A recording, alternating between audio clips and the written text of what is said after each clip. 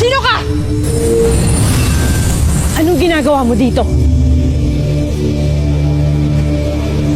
Kaya laki na pala ng pagbabago sa palasyong ito ng mga diwata.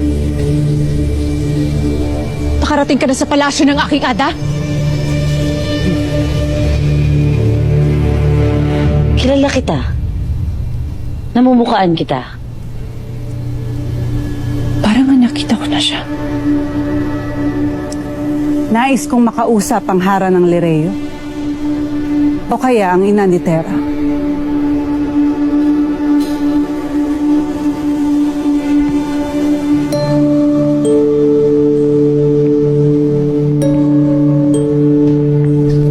Anong kailangan mo sa akin?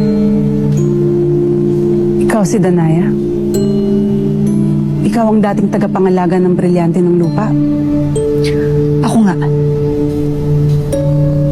Ikaw, magpakilala ka. Si Harahen. Ang kambaldiwa ng iyong anak.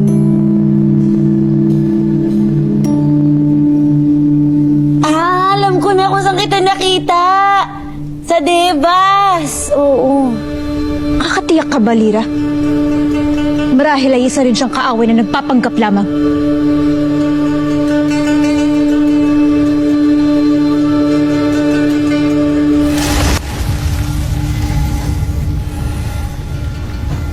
Sapat na ba ito upang ako'y inyong paniwalaan?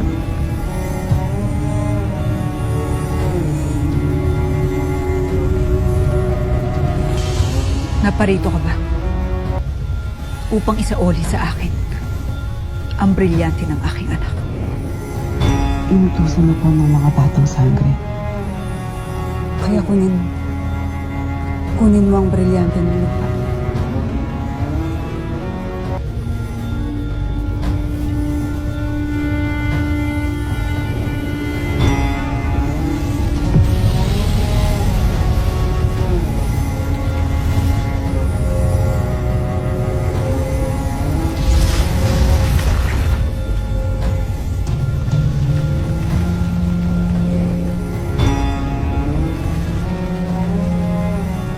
Hindi ko akalain na muli kitang makikita sa aking palad. Kung paano ka nawala sa aking anak.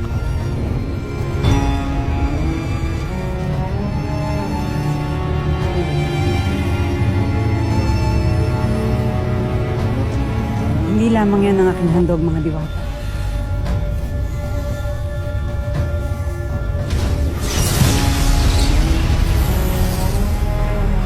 Pinauubaya ni Adamus ang kasangkapan na ito na naagaw namin mula kay Bathaling Sigargan.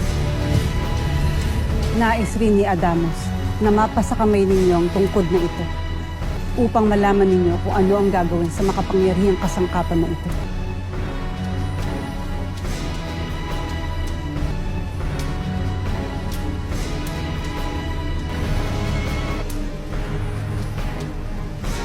Tama ang pasyang Adamus. Nasa amin mo ito dinala. Alvisara Ashby. Magpapaalam na rin ako, mga sangre. Patid kong hindi ito ang huli natin pagkikita. Hanggang sa muli.